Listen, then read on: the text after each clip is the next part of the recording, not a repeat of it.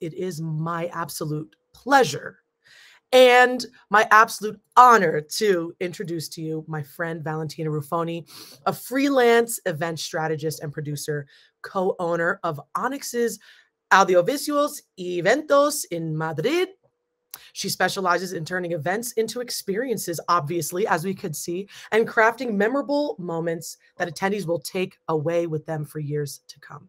And those that didn't attend, little FOMO for y'all. Valentina loves events so much that when she's not planning them, she's attending them and loves meeting, sharing, and learning from others in the industry. And of course, this is my add-on. She's orchestrated over 40 speakers, several volunteers, hosts, and myself for this inaugural summit right here.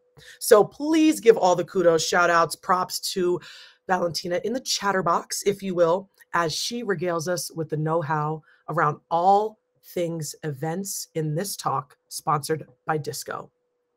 Valentina, I am leaving it to you, my friend.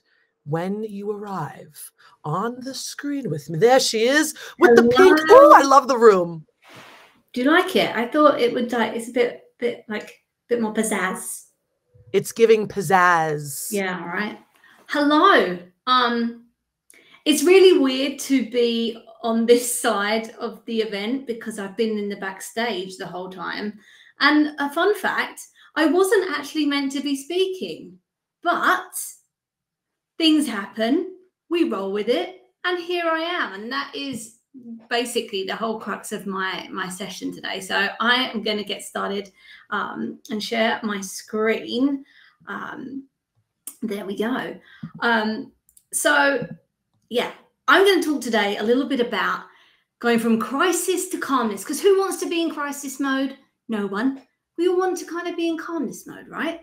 And I have organized and hosted a lot of events in actually a decade. I know we were talking about this earlier, about the fact that a lot of us have been doing this for decades.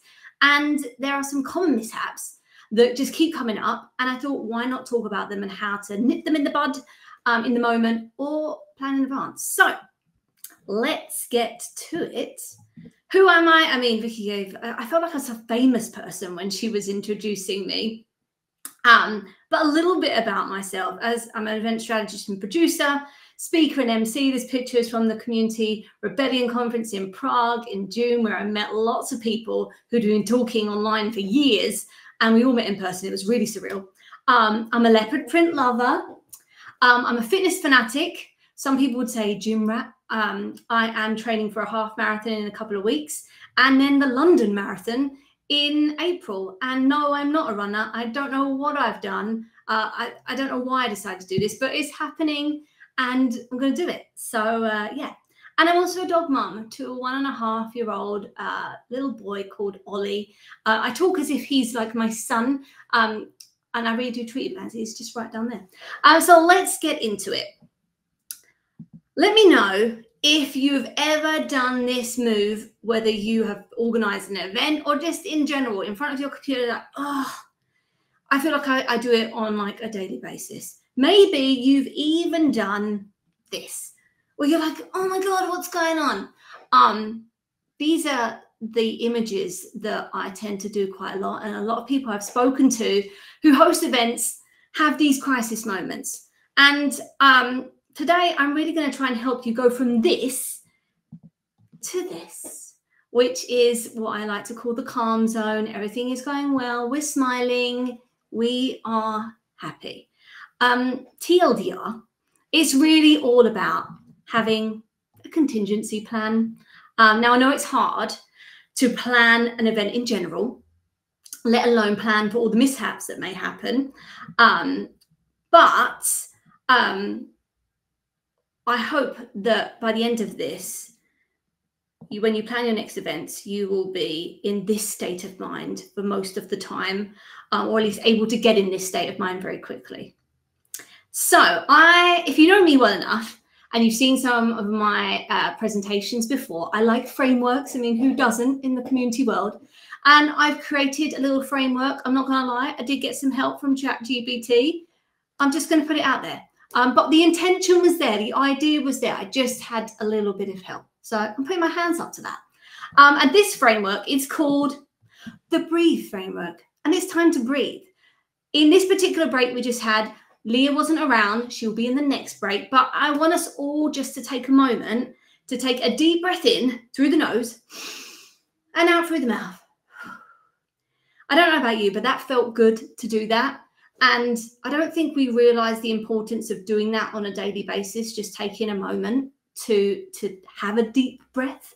I am learning to do more breath work as I'm running. So this is how I came up with this framework. And really, it's the first thing you should do when faced with an event mishap. Take a moment to calm yourself. Accept that this mishap is happening in your event, okay?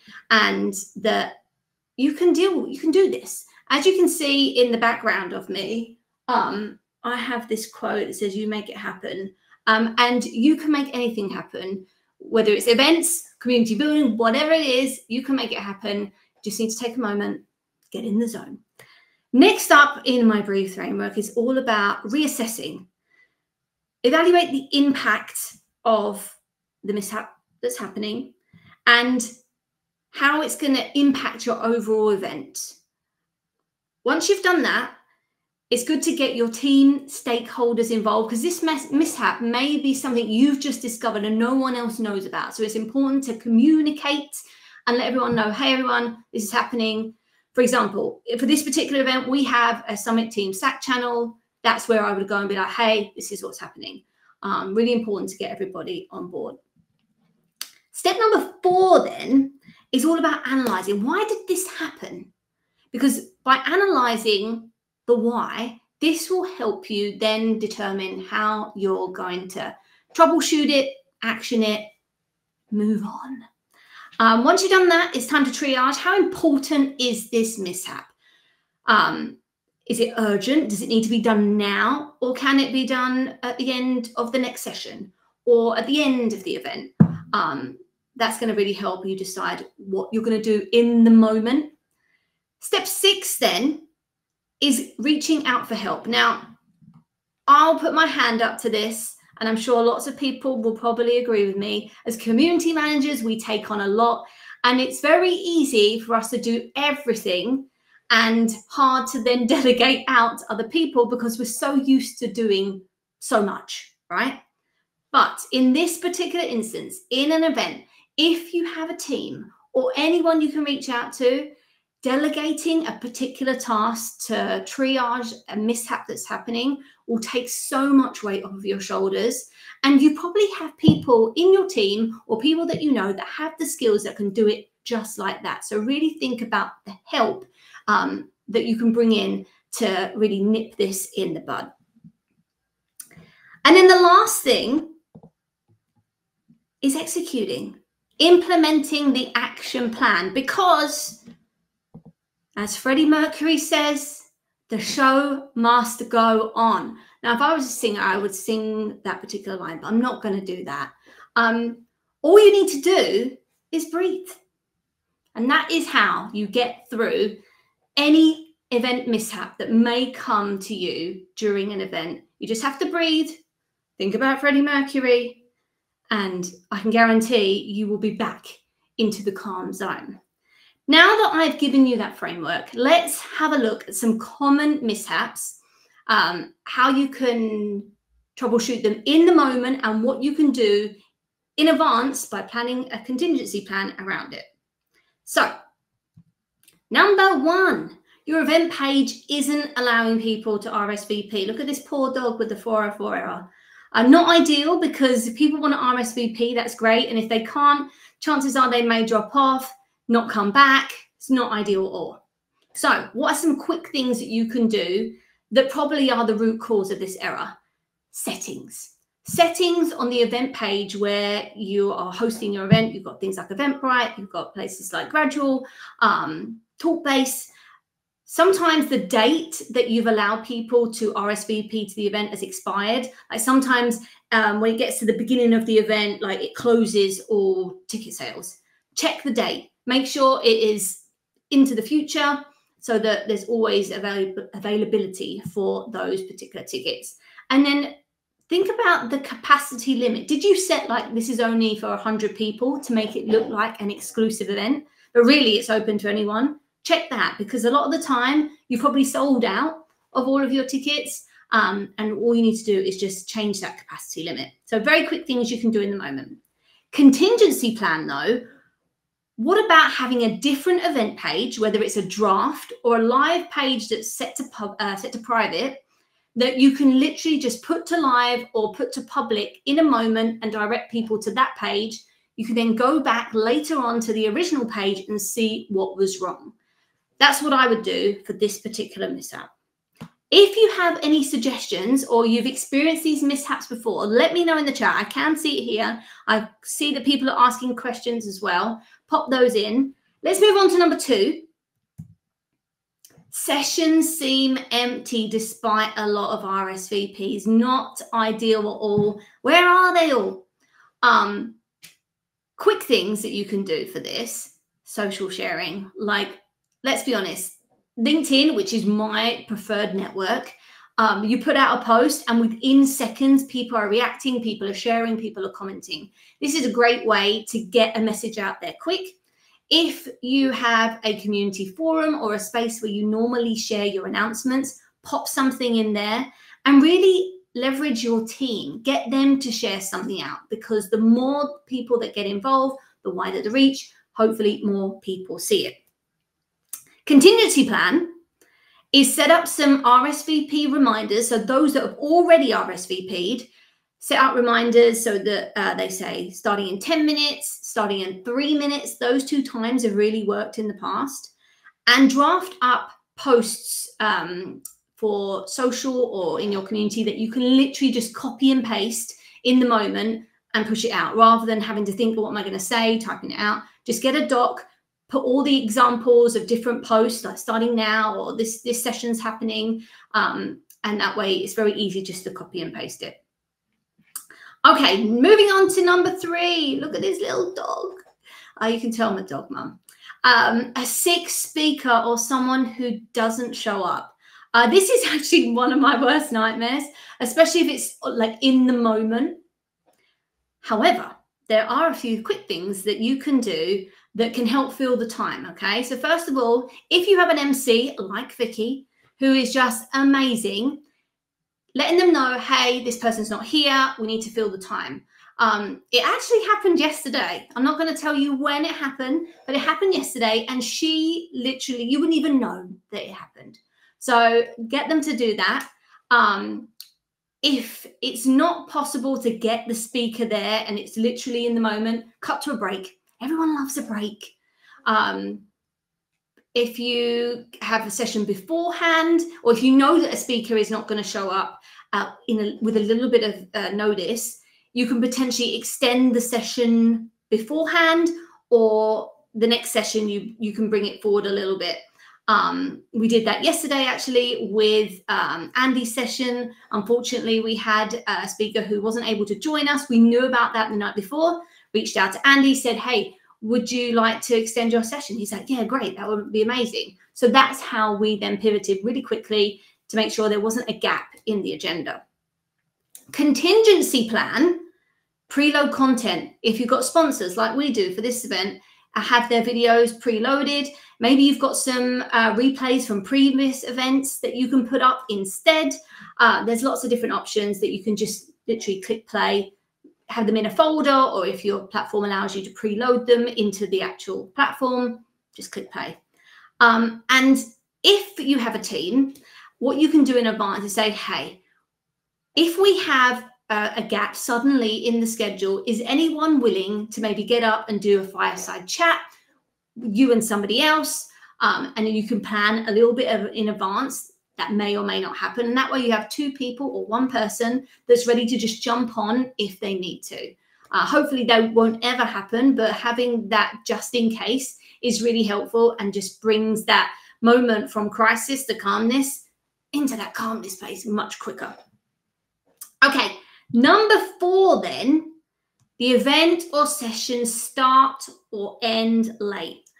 This is one of my pet peeves, I'll be honest, because if the agenda says that the event is going to start or end at this time, then it should do that. And that is why it's important to communicate. Communicate to everybody, in particular the speakers, when their session starts, when their session ends, how long they've got, and making sure that whoever is the MC cracks that whip.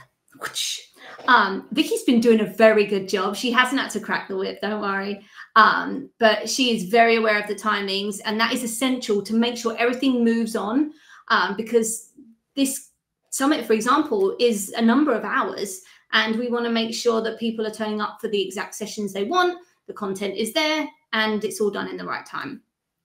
If you can't, if you're running into a problem with this, the one thing that I would suggest, if you're running out of time and everything is just stacking onto one another, is possibly cutting down the sessions. If you have Q&A as part of the session, cut that out. Just communicate to your speakers, hey, we're running a bit late. Would you mind just ending a minute or two early? Because that can really help get you back on track. Contingency plan-wise, build in buffer time. You may or not notice, but in between every single session here is 5 minutes. I wouldn't recommend anything lower than 5 minutes because that just gets a bit weird with the numbers. But having buffer time that you don't necessarily announce, but it's there to give you a few minutes either side of the end of one session, the beginning of another, in case things go a bit wonky. And really just communicate. All the speakers that are on here right now watching me will know that I have sent messages, emails, calendar updates.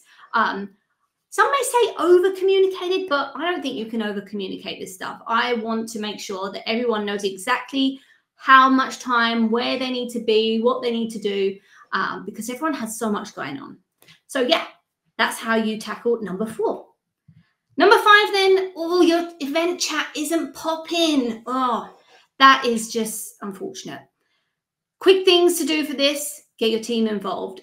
We have 5 to 10 people here volunteering for this particular summit, and we are all inside of the chat. So if you have anyone, or even just friends or family that could jump in and just start the conversation, it's a bit like, when you join a community, you don't want to be the first one to talk. So get some trusted people to come in and help really quickly. And contingency-wise, chat moderators, they are your secret weapon. And we have a different chat moderator for each session for this summit. Well, actually, Melinda, who has been inside the chat, she is the chat moderator wizard. We've put together prompts that she will share inside the chat. She's copying over questions, and that way there's always someone in there to keep the chat going. And then last but not least, a speaker can't share their screen. How many times has this happened? I think it's going to continue to happen forever. Quick things to do this. If they try again, because sometimes it might just be a setting, suggest to the speaker that they do it without, and then you share that presentation after.